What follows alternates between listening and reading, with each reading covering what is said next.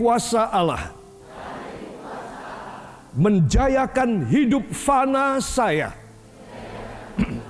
Yang percaya sekali lagi beri tepuk tangan bagi dia. Saudara yang kekasih, dan ini adalah satu hal yang istimewa.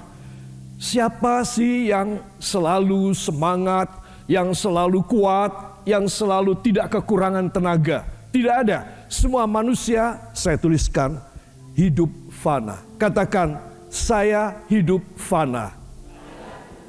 Tetapi saya tidak mau. Ayo, yang tidak mau bicaranya kencang. Tetapi saya tidak mau. Saya hidup fana yang ilahi. Amin. Ya, di mana ilahinya? Mari kita akan bersama-sama membuka dalam 1 Samuel pasal yang ke-10 sekali lagi. 1 Samuel pasal yang ke-10 ayat 6, 7, dan 9. 1, 2. Maka roh Tuhan akan berkuasa atasmu. Engkau akan kepenuhan bersama-sama dengan mereka dan berubah menjadi manusia lain. Apabila tanda-tanda ini terjadi kepadamu, lakukanlah apa saja yang didapat oleh tanganmu, sebab Allah menyertai engkau. 9. Sedang ia berpaling untuk pergi meninggalkan Samuel, maka Allah mengubah hatinya menjadi lain, dan segala tanda-tanda yang tersebut itu terjadi pada hari itu juga. Amin. Beri tepuk tangan yang meriah bagi dia. Hari ini saya akan menekankan mengenai soal ayat yang ke-9. Karena ayat 6 dan 7 kita sudah paham, beberapa kali saya sudah sampaikan, ya saudara. Saya ulangi ayat 6 dan 7. Maka roh Tuhan akan berkuasa atasmu, engkau akan kepenuhan bersama-sama dengan para nabi itu, ya, dan berubah menjadi manusia lain. Katakan, penuh dengan Roh Kudus membuat saya menjadi manusia yang lain. Yang merindukannya, beri tepuk tangan yang meriah bagi dia. Kemudian perhatikan para kekasih ayat yang ke-7. Apabila tanda-tanda ini terjadi kepadamu, lakukanlah apa saja. Lakukanlah apa saja yang didapat oleh tanganmu. Ya, sebab Allah menyertai engkau. Amin. Jadi kalau saudara kepenuhan Roh Kudus, saudara ada di dalam kumpulan para nabi, artinya orang-orang yang selalu menyampaikan firman, maka saudara akan berubah menjadi manusia yang lain. Manusia yang lain yang bagaimana? Yang tangannya emas. Apa saja yang didapat, dikerjakan, menghasilkan. Siapa yang merindukan demikian? Lambaikan tangan saudara. Tuhan, saya merindukan. Tuhan, saya merindukan. Amin. Kalau saudara merindukan, maka saudara harus yakin, Tuhan, saya tidak punya harapan yang lain, tidak pada orang tua, pada suami atau istri atau anak atau siapapun. I just want you, God, to touch me and to guide me and give me your holy power, so that I can do anything and so many things, so wondrous and miraculous things in my life, in my family, and my surrounding. Saudara, saya beritahu kepada Anda, hanya mereka yang dipenuhi oleh Roh Kudus, mereka akan sangat berhasil. Apa sebab? Karena tangannya emas.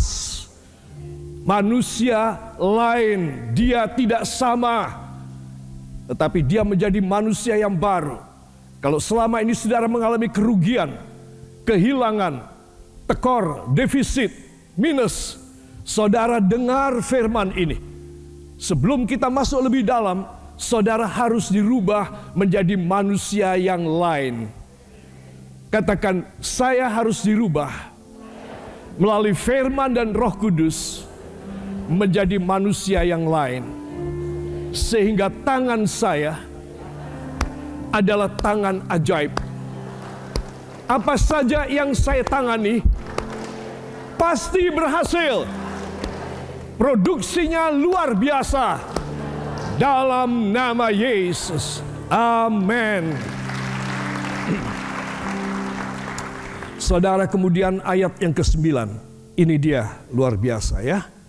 Dan itu bukan hanya janji saja, tetapi itu terjadi.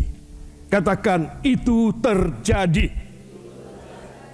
Sedang ia berpaling untuk pergi meninggalkan Samuel.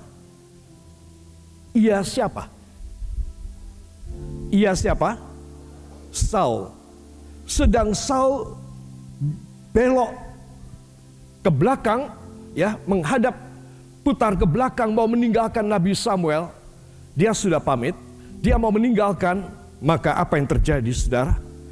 Maka Allah mengubah hatinya menjadi lain. Saudara, apa maksudnya? Seseorang menjadi manusia yang baru, yang lain, yang tangannya emas, adalah orang yang dirubah hatinya. Roh Kudus mengubah hati daripada Saul, calon raja pertama Israel ini. Hatinya dirubah oleh Tuhan, saudara. Dan disebutkan di sini, mengubah hatinya menjadi lain. Dan segala tanda-tanda yang tersebut itu terjadi pada hari itu juga. Saya mau tanya, tanda apa ya? Tanda apa yang tersebut itu, apa tandanya? Tolong, baru kita baca ayat yang ke-6. Tandanya adalah dia menjadi manusia lain, dan apapun yang ditangani, yang dikerjakan, berhasil. Jadi saya dan saudara harus tahu gimana caranya. Meskipun saudara tidak punya ijazah, saudara tidak punya sertifikat dan kelayakan untuk saudara bisa mengerjakan. Zaman ini kompetensi sangat penting. Kompetensi adalah kelayakan pada bidang yang spesifik. Jadi kalau anak-anak zaman dulu, beberapa tahun yang lalu, 10 tahun, 15 tahun, bahkan 5 tahun yang lalu, kalau mereka kuliah dan kompetensinya, fakultasnya adalah ekonomi, maka mereka harus kerja di bidang ekonomi, keuangan, perdagangan, ya saudara, moneter. Mereka tidak melakukan, mereka pindah, mereka meneruskan usaha orang tuanya, yang perkebunan, yang restoran, yang penjahit, yang pabrik, yang tidak sesuai mereka masih bisa. Tidak sesuai dengan kompetensi mereka. Saudara, sekarang tidak bisa. Sekarang orang sudah sesuai dengan kompetensinya saja, sudah belajarnya spesifik ini, dan mereka menekuni dan mereka terjun di bidang itu, mereka pun masih mempunyai kegagalan, faktor kegagalan 50% lebih. Kenapa? Saudara, walaupun mereka sudah kompeten di bidangnya, tidak sedikit dokter-dokter yang tidak melanjutkan untuk praktek, saudara, tetapi pindah menjadi pialang saham. Menjadi apa? Jual beli properti. Menjadi apa? Toko ini, toko itu. Yang tidak sesuai dengan kompetensi mereka. Itu kelihatannya sekarang masih bisa jalan 50%. Tetapi nanti ke depan sudah tidak bisa. Orang harus ada pada kompetensinya. Itu sebab saya anjurkan anak-anakku yang kuliah pada fakultas apa, pada bidang apa, kalian harus menekuninya dan kalian harus terjun di bidang itu. Karena zaman ini sudah berubah sama sekali. Orang yang mempunyai kompetensi sekalipun, mereka bisa kalah. Apalagi bukan kompetensinya. Ya, saudara, itu sebab di sini Tuhan memberitahu kepada kita bahwa Saul ini pendidikannya apa? Pendidikannya adalah menggembalakan keledai. Saudara, kalau Daud pendidikannya menggembalakan kambing domba. Saudara, itu kompetensi dua calon raja Israel, yang pertama dan yang kedua. Mereka tidak punya kompetensi yang lain. Saudara, itu sebab apa yang harus terjadi pada mereka. Saya berkata pada semua tua dan muda, laki dan wanita, kalau ingin berjuang dan ingin mendapatkan hasil yang baik, maka tidak ada cara yang lain kecuali engkau dipenuhi oleh Roh Kudus. Dan engkau adalah anak-anak Tuhan yang sangat faham dan merindukan selalu firman masuk dalam hidupmu. Cari tangan Allah menorehkan firman dalam loh hatimu. Engkau sangat kepingin demikian. Engkau akan meraih semua kompetensi. Engkau akan mengalahkan semua konkurensi, semua persaingan. Jangan khawatir. Itulah yang menjadi alasan kenapa Yesus turun ke dalam dunia. Untuk dia mendapatkan sekelompok anak-anaknya yang percaya kepada dia. Supaya anak-anaknya ini kalau meninggal masuk di dalam sorga. Tetapi, semua katakan tetapi, ketika anak-anaknya masih hidup, diberkati dengan hati yang baru, dengan tangan yang emas, menjadi manusia yang baru. Dalam nama Yesus. Amin. Saudara, itu sebab pagi ini saya menegaskan pada saudara, jangan kecil hati kalau engkau datang dengan kerugian, engkau datang dengan tagihan-tagihan yang banyak.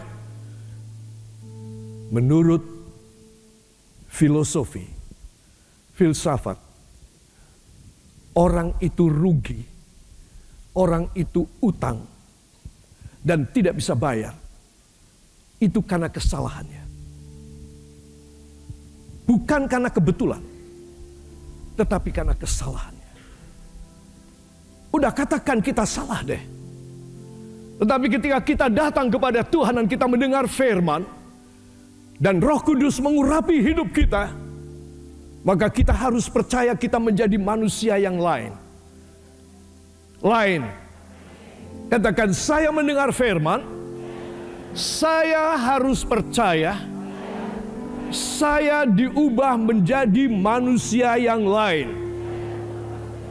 Dan apa saja, dan apa saja, dan apa saja, dan apa saja yang saya kerjakan berhasil.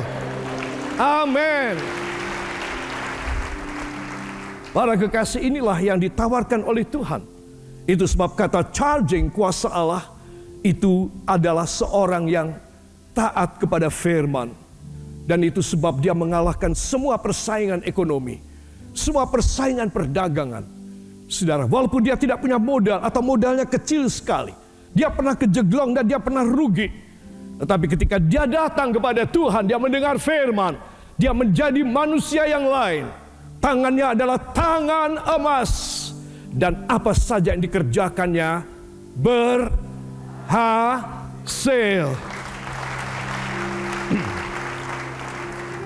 Para kekasih, kita akan masuk dan sebentar kita akan melihat sekali lagi tentang calon raja pertama Israel, yaitu Saul. Saudara, Saul raja pertama Israel ada berapa keistimewaan? 1, penuh Roh Kudus, full Roh Kudus. 2, humble, rendah hati. 3, adaptasi alat-alat ibadah. Dan 4, dia cakep sekali. Saudara, faktor yang keempat tidak mesti kita miliki, no problem. Tapi 3 faktor di atas itu dahsyat sekali. Itu sebab Saul dipilih dari orang yang begitu banyak. Apa kata Nabi Samuel kepada bangsa Israel ketika Saul ditemukan? Diapain? Ditemukan. Dicari, dianya dicari. Di mana Samuel? Di mana Saul? Saudara. Dan mereka tidak mendapatkan, dimanapun mereka tidak mendapat. Karena mereka mencari di tempat-tempat yang mereka paham menurut pikiran duniawi mereka. Dicarilah di dapur, dicarilah di toilet, dicarilah di pasar, dicarilah di dalam ruangan ini, dalam ruangan itu.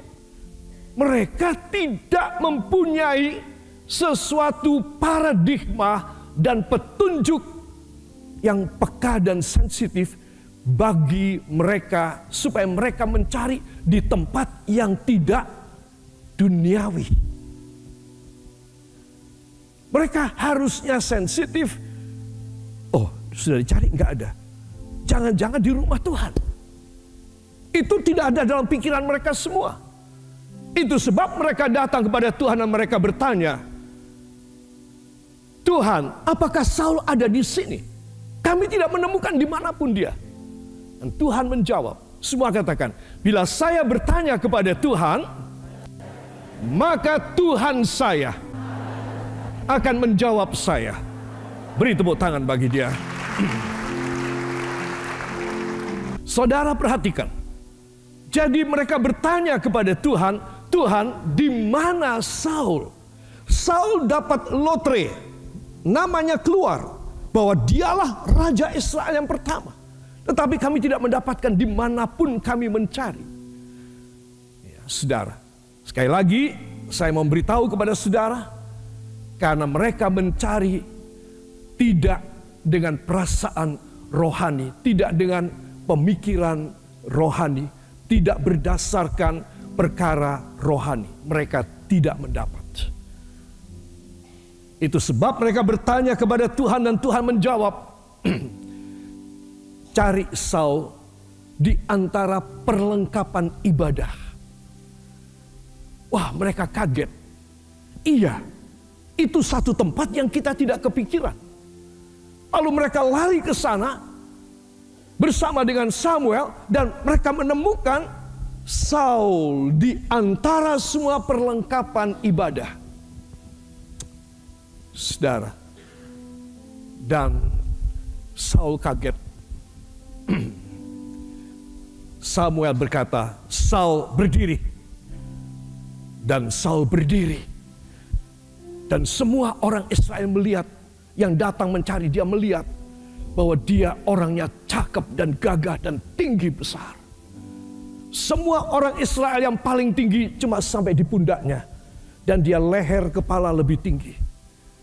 Itu sebab apa kata Nabi Samuel? Kamu lihatlah orang yang dipilih Allah, orang yang dipilih Tuhan itu, sebab tidak ada seorang pun yang sama seperti dia di antara bangsa itu. Saudara, dan mereka terperangah melihat Saul. Mereka menemukan Saul di antara alat-alat ibadah, bukan di tempat yang lain, seperti yang mereka pikirkan. Saudara, kalau saudara ingin mendapatkan belas kasih dari Tuhan, seperti Tuhan memberikan belas kasih kepada pemuda ini, maka saudara harus memakai cara Tuhan. Cara apa? Cara Tuhan. Jangan pakai cara korupsi. Jangan pakai cara manipulasi. Jangan pakai cara duniawi, memalsu dan lain sebagainya, menipu, berbohong dan lain sebagainya. Jangan pakai cara itu semua. Engkau akan ditinggalkan oleh Tuhan.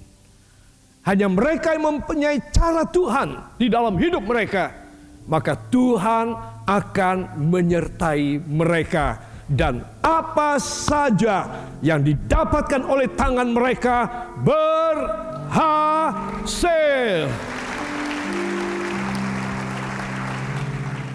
Jauhkan diri daripada semua yang tidak berkenan kepada Tuhan. Anda dan saya hidup hanya sebentar. Apa gunanya engkau memiliki seluruh dunia? Tanya Tuhan Yesus. Tetapi jiwamu hilang. Dengan apa kau bisa menebus nyawamu? Itu sebab engkau harus mendengar firman-Ku, kata Tuhan. Engkau harus mencari kerajaan Allah dan kebenarannya.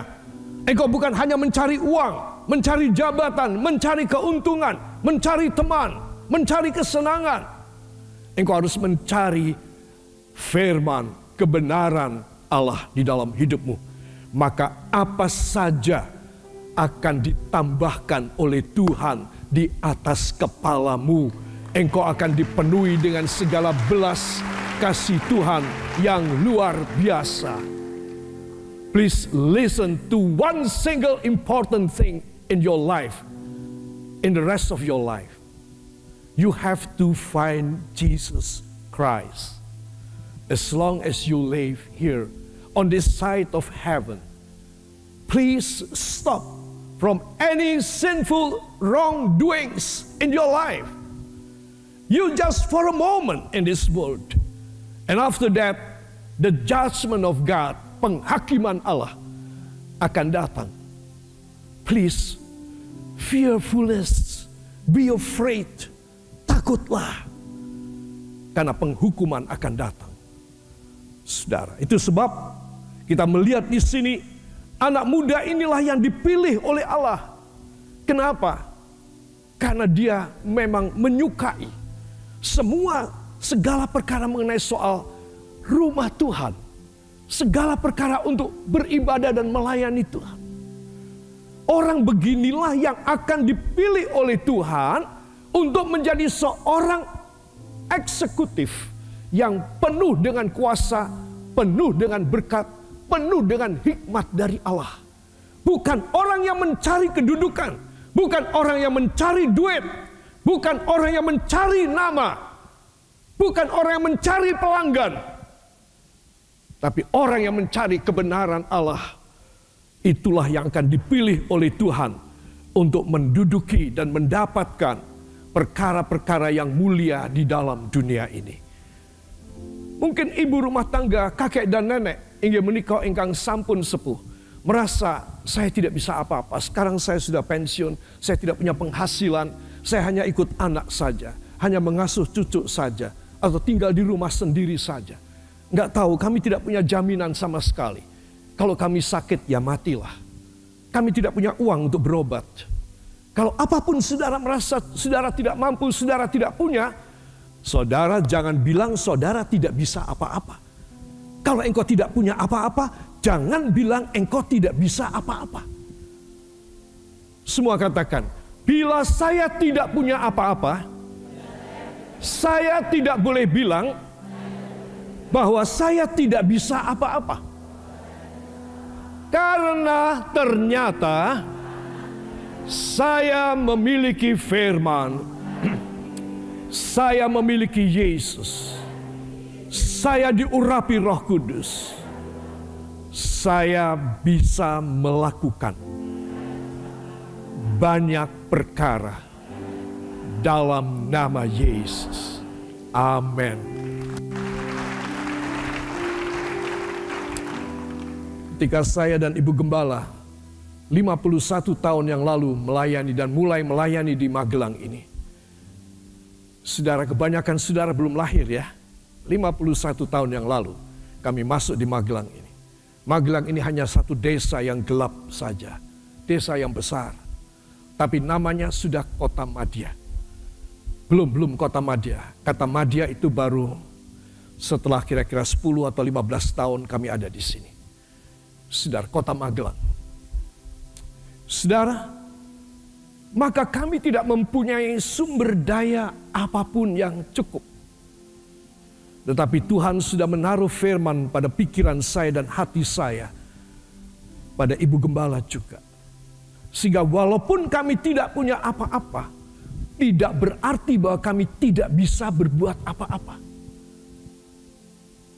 Ternyata di dalam kami tidak punya apa-apa, kami bisa melakukan banyak hal. Sudah tentu buat kami sendiri, bukan buat kami sendiri, tetapi untuk pekerjaan Tuhan. Pos-pos PI kami bangun. Kami menyisihkan uang begitu banyak yang harusnya kami makan, yang harusnya untuk membeli susu anak. Tetapi kami bisa melakukan banyak hal. Saudara, dulu namanya Irian Barat. Beberapa pos kita bangun di sana. Jemaat hanya 25-35 orang di Jalan Jambon. Saudara, dari mana duitnya? Saya kasih tahu. Kita bisa apa-apa bukan karena duit, tetapi karena mujizat. Beri tepuk tangan buat Tuhan. Itu sebab mujizat 5 roti dan berapa ekor ikan? 2. Selalu terjadi. Selalu terjadi. Selalu kami pegang uang. Selalu yang namanya warkat wesel pos itu. Selalu saya beli di kantor pos, selalu. sekali beli itu 20. Selalu habis dalam tempo yang singkat. Saya mengirim uang terus, saya mengirim uang terus. Dan itu tetap saya lakukan semasa saya masih hidup sampai detik ini. Sekarang sudah tentu tidak pakai belangko wesel pos, saudara. Tapi saya tetap mengirim dalam jumlah yang banyak. Saudara, apa sebab? Sebab walaupun orang itu tidak punya apa-apa, tidak berarti dia tidak bisa bikin apa-apa. Orang yang tidak punya apa-apa tetapi dia mempunyai Yesus di dalam hidupnya. Dia mempunyai firman dalam hidupnya. Dia bisa melakukan apa-apa banyak. Itu sebab jangan kecil hati ketika engkau dalam sesuatu keadaan engkau tidak punya apa-apa. Sekarang cek dalam hatimu, apakah engkau cukup mempunyai firman? Apakah engkau diurapi oleh Roh Kudus? Apa tidak? This is the very important and crucial things in your life. It is because you don't have enough words of God and you do not receive from God. Why you do not receive? It is because you're not asked. Maybe you have already asked from the Lord Jesus Christ, the anointing of the Holy Spirit, but you still don't have. Why? Because your heart. Itu sebab kita harus meminta dengan hati yang bersih, hati yang berkenan kepada Tuhan. Supaya hidup kita berarti dan hidup kita dipakai oleh Tuhan. Hidup saudara akan dicurai dengan anugerah setelah Tuhan melihat isi hatimu yang paling dalam. Bahwa engkau bisa dipegang orangnya. Orang yang jujur, orang yang takut kepada Tuhan. Jangan khawatir. Saya kasih tahu, jangan khawatir.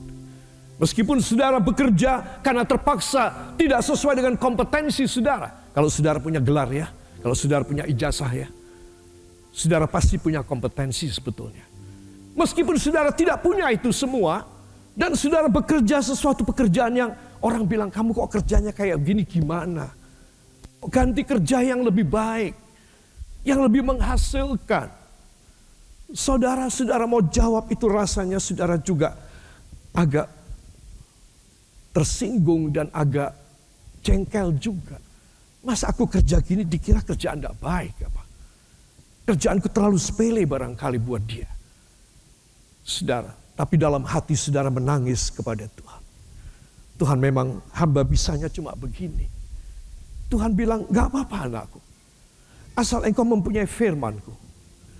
Asal engkau setia kepadaku. Gak apa-apa. Kamu kerjaannya kayak begitu, kamu gak usah malu. Kamu tidak usah minderwaardig, heads complex. Engkau tidak usah kurang pede. Anakku, kalau engkau mempunyai aku nomor 1. Nomor 2, engkau mempunyai firman. Nomor 3, engkau diurapi oleh Roh Kudus. Tanganmu anakku, aku ubah menjadi tangan emas.